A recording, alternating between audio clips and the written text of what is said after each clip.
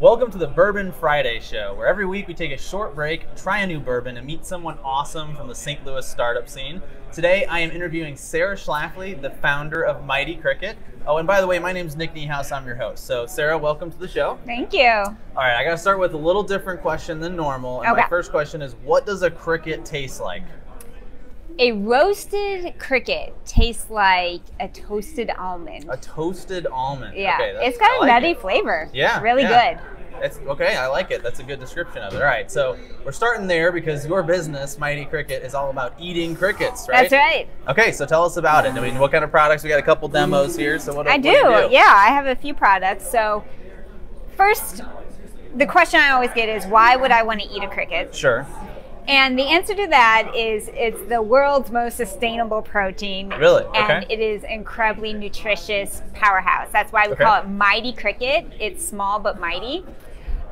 You're going to get one of the best protein quality that you can get in a cricket. It has an incredible balance of amino acid ratio so that it easily synthesizes muscle. Your body easily creates muscle from this type of protein versus a partial protein like soy where it's missing some of these essential amino acids. Okay. So is it close to like meat protein then versus soy? Yeah. So it's even higher quality than beef, and beef is the highest quality protein for muscle synthesis that the Western diet currently consumes. Oh, okay. So there's that. But then in addition to the protein, you get vitamin B12. Okay. You get 5 times more omega-3s than salmon and 3 times more iron than spinach. Wow. Okay. So it is a nutrition powerhouse. It's also got fiber in it. And so that is on the health side. Okay.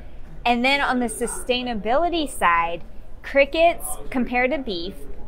So 1 pound of beef protein requires 1,700 gallons of water. Wow, okay. Which just blew my mind. That's a lot, yeah. When I heard about that. A pound of chicken protein requires about 700 gallons of water. Really? Okay. A pound of soy protein requires 5 gallons of water. And a pound of cricket protein only requires 1 gallon of water, making it one of the world's most sustainable protein sources. Wow, that's okay. So that, to me, like, that just sounds ridiculous because you're talking about, what do you say, 1,700 pounds for beef? For a pound of beef protein. Or 1,700 gallons of water. Okay, right? Yeah. How can it be that different? I mean, that's such a, so you can get 1,700 pounds of crickets to 1 pound of beef, basically, based on the water consumption, Based on water consumption. And then emits 100 times less greenhouse gases than cattle do. It requires way less feed. And, well, you can't add pesticides to your crickets, otherwise you'll kill your crop. Sure. So it's pesticide-free. And in terms of land, water, greenhouse gases, like, it just blows away any other protein source. Wow, that's amazing.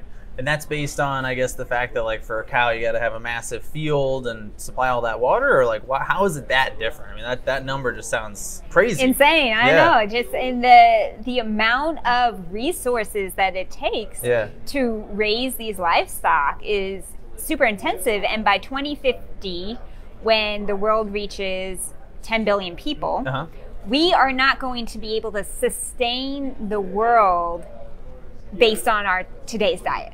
The world does not have enough resources to be eating these other protein sources. Okay, yeah, we just can't eat that much beef and chicken, it sounds like. No, well, we don't have the resources to grow that. Sure. We're already running into a water crisis around the world. And crickets and other edible insects are a way to alleviate that problem. Yeah, it sounds like it, and that's a huge difference. So I know, and I've read before that the U.S. and kind of the Western, countries, so to speak, are actually one of the only areas that doesn't have insects at all in the diet. So I know we think of, like, eating bugs as like, oh, that's disgusting, but a lot of other countries it's actually kind of common. 2 billion people currently consume insects. Wow. Okay. But in terms of the Western Hemisphere, there are countries that do consume insects. So in Mexico, you'll have your grasshoppers. Really? Okay. But most of the consumption of insects is in Asia. So in Thailand, they are the epicenter of the cricket. They have been growing crickets and harvesting them for a long time. Sure. So they're the leaders in the world. Cool. So what does that look like? What does a cricket farm look like compared to cattle, obviously? Yeah. So crickets are raised indoors. Okay. They have to be well insulated because if it gets too cold, they're going to not grow as large or they're going to die. Okay. So the crickets are raised for in their natural environment. Crickets live for about 12 weeks. So this is outdoors. Okay. And then as soon as it's like, say in St. Louis, as soon as it gets cold, they go into hibernation and then they eventually die. Sure. So crickets don't last longer than, the full year cycle. Okay. They just hibernate and die. And when we're raising them for consumption, we mimic that life cycle. Okay. So the crickets are raised, typically they're fed chicken feed. And then, so they're raised in these big Tupperware containers. Yeah. And you can add like egg cartons in it so that they can hop all around and Sure. they're not hopping on each other. Uh-huh. And then when they're harvested, they're put into another container and all the live ones hop into the other container in the plastic bags. And then the ones that have died before that are just remain on the bottom. Sure. And then they're frozen and they go into hibernation. And then after a full 24 hours, they die. Sure. And if you thaw a cricket before it's like reached a full 24-hour being frozen, Yeah. they're going to come back to life. Oh, really? They're They this reanimate? super hardy animal. Wow. But yeah, they have very few pain receptors compared to animals. And the process of harvesting is not like in the industrialized meat, Sure. where these animals are stressed out. Yeah. Gotcha. So it sounds like a much more humane process Very as well. humane process. Great. So I got to ask, how do you get into the cricket business? Well, like I said, when I heard about the sustainability of it, Sure. I learned about the sustainability and health of the cricket 3 years ago.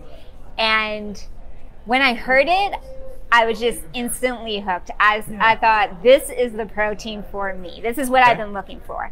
And so then last year, I came back from a backpacking trip, and I was talking to my now business partner, Adam Kronk, and I was telling him about this idea I had of creating something, a CPG company with cricket protein.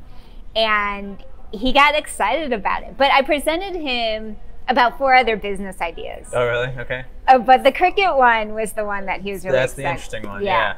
So he was like, well, I want to do it with you. So we decided to start with a cereal.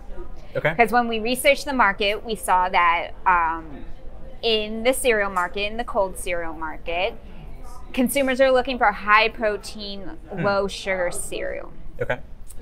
So when we did our research, we did some R&D, some research and development, and I came up with a prototype, and I took it to a manufacturer. And they said our minimum order quantity is going to be 50,000 pounds of cereal. Okay. That's a lot of cereal. That's 50,000 boxes of cereal. Yeah. And I was like, oh, okay, well, It's back not to an the easy place to drawing start. board. Yeah. I'm not going to invest that much into this product when I don't know if consumers are interested in that's the trying market, it. right? Yeah, so this is our MVP. Okay. We launched with a line of, Yeah, so what do we got here? I have a 4-serving oatmeal. This is cinnamon apple oatmeal. Okay. And then this is a single serving to-go oatmeal cup. This one is coconut cream. And we just launched this one this week. So we're really excited to see how these compare. And then also this week, we launched a waffle and pancake mix. Oh, okay. Nice. And in 1 serving of our waffle and pancake mix, you're going to get 10 grams of protein. Really? Wow. And our waffle mix is it's dairy-free and egg-free. Okay. Very cool. So where can I get this stuff? You got a website that we can purchase it through? Or? Yes, cricketcereal.com is the platform we launched on. I'm also working some of the farmers markets now with the season coming to an end. Farmers markets only about once a month or so. Sure. But I'm getting into local harvest here in St. Louis, and then possibly New Day. I think that's what it's called. New Day. And that's our starting point. And sure. In 2019, we intend to get on Amazon and then start getting into Schnucks, Dierbergs, really? Possibly Whole Foods. So are there many competitors in this space, or are you guys kind of the original cricket food source in the U.S.? So there are no other cricket waffles. Okay. And no other cricket oatmeals. Gotcha. And the other cricket products right now are in the form of bars. So you have EXO and Chapul cricket bars. Okay. Chirps chips. Gotcha. Those are they were on Shark Tank, and Chapul was on Shark Tank too. And you have some churritos, I think is what it's called, from Biddy Foods. And that's about the extent of it in the U.S. Okay. So I know you said you've been doing the farmers markets. Probably a good chance to get out and kind of test the market, see what people think. What's the reception been like when you're? Do you get a lot of people like really curious or? Yeah. So I'm vending at the market, and my setup is so like ridiculous. It's hilarious. Yeah. Because I don't have a tent. Okay. I don't have a table or any branded products yet, or branded tablecloths yet. Mm-hmm. I have a red flyer wagon. Really? Okay. That's my daughter's. This is plastic wagon, and I pull my products there. The crickets in the and wagon, I've been on crutches, so I've been tying the handle of my wagon to my backpack and pulling my wagon to the farmer's market on crutches, and just setting up this like dinky little booth. It's so funny. And I start sampling. Sure. And people don't come up to me because I don't have like this big display. Yeah. So I'm like calling them like, you look like you want to try cricket. And so I rope people in and sample them. And I would surprisingly, and maybe it's because the farmer's market's such a good target market for me. Yeah. Surprisingly, very few people are unwilling to try it. Really? Okay. But when I give them my top 5 reasons why you should be eating crickets, I usually get people pretty excited about it. Yeah, well, sure. Some people have already heard of cricket protein, and I'd say that's maybe 1 in 10 or so people. Okay.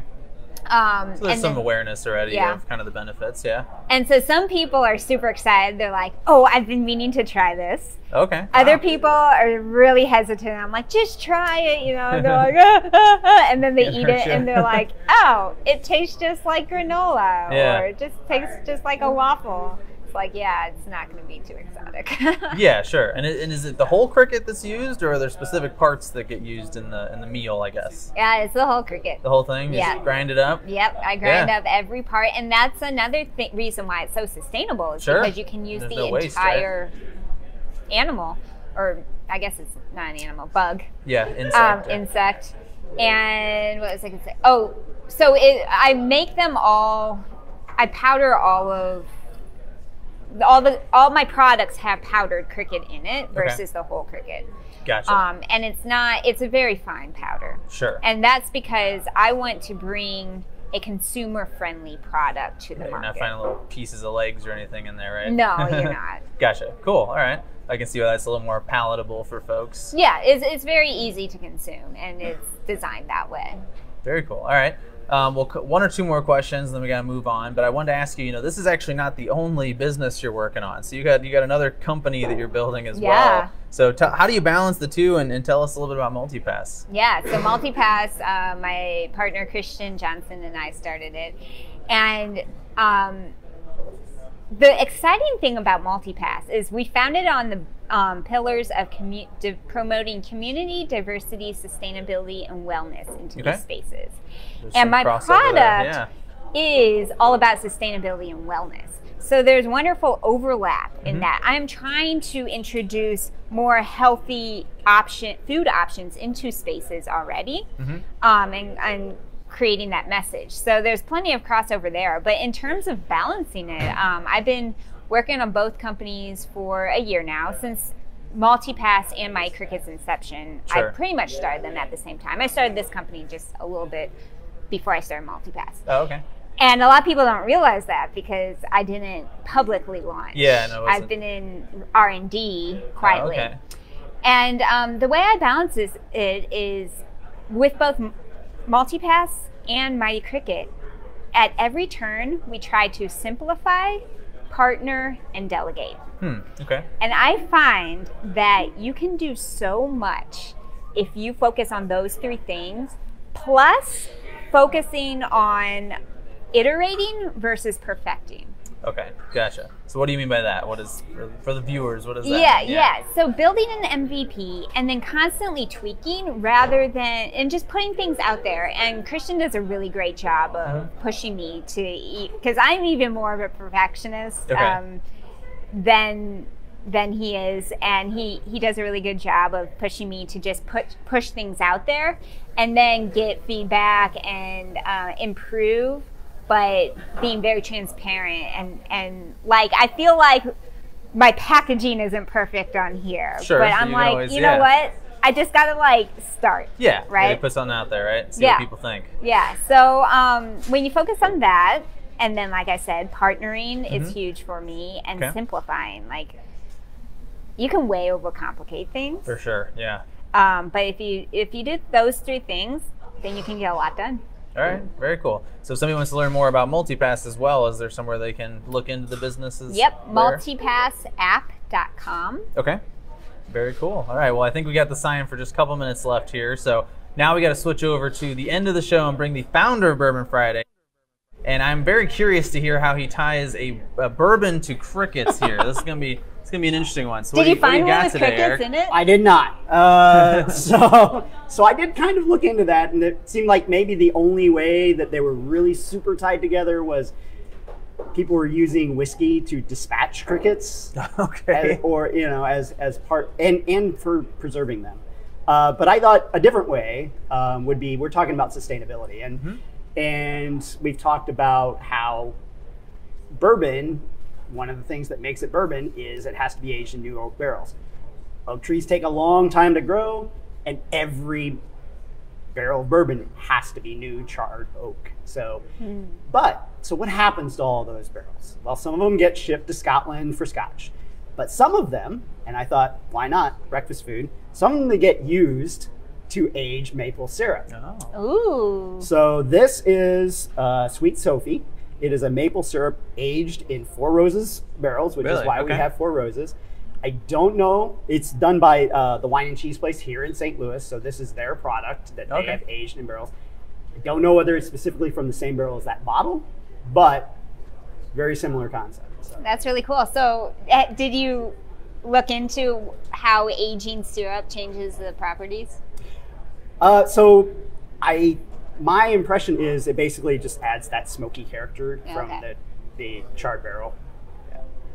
So, and then on top of that, I was at Still 630 last weekend, and he was talking about he wanted to do something with maple, but not a maple infused bourbon. Yeah. Or whiskey rather. And so he had found barrels that were used for beer, used for maple syrup, then used for beer. Then he put his whiskey back in there to finish it. So it's getting multiple uses out of these barrels, and then sometimes they get used for furniture and all these different things. That's awesome. Very interesting. I love Very that. Cool. All right, well, we got just about one more minute left, Eric. So you got any other updates for us in terms of what's going on in the startup scene this week? Well, this week, tonight's Arch Grants Gala, which I'll be changing here in a few minutes to head over there. Next week, of course, it's Thanksgiving. No show. Yep. We'll be taking a week off. A little break. Yeah. And a few weeks from now, the second Innovate Giving on December 10th. Okay. So Very cool. So that's going to be at Bourbon Friday? No, it's going to be at T-Rex. It's going to be on a Monday. Okay, different time. Okay, gotcha. So Monday the 10th, you said? I believe, yeah. All right, very cool. So looking forward to that. All right, well, we're running out of time, so we do have to wrap things up. Obviously, I just want to thank everybody for tuning in this week. This is the Bourbon Friday Show, which we host every Friday at 4:30 here at T-Rex. So thank you to T-Rex for hosting us. Thank you to EQ for streaming our show every single week. And thank you to Vanessa Lobo, my co-founder of Connect Marketing, for producing the show for us. Eric, thanks for joining us as always. And Sarah, it was a pleasure to have you today. Thanks, Nick. Yeah, absolutely. So thanks for tuning in. Please join us again next Friday at 4:30 here on the Bourbon Friday Show. Hey, thanks for watching. We truly hope you enjoyed it. Please like and share this episode, and if you haven't yet, hit that subscribe button. It really helps us out. To stay up to date, follow us on social. We are at Bourbon Fridays on Facebook, Twitter, Instagram, LinkedIn, and TikTok. See you next time.